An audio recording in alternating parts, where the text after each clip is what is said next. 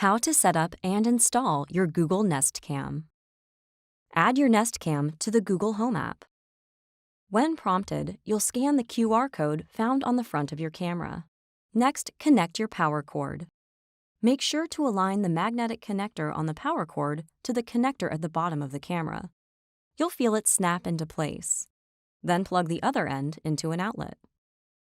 When the status light pulses blue, it's ready to set up.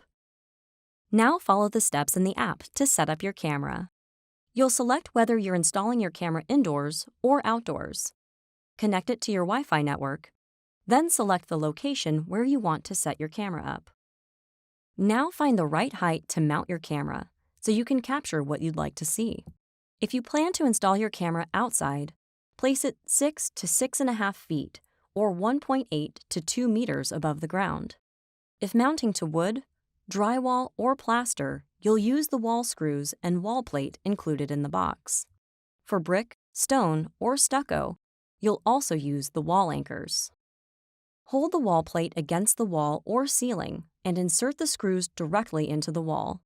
If you need to, drill pilot holes using a 3/32 inch or 2 mm drill bit. Twist the magnetic plate clockwise over the wall plate to secure it.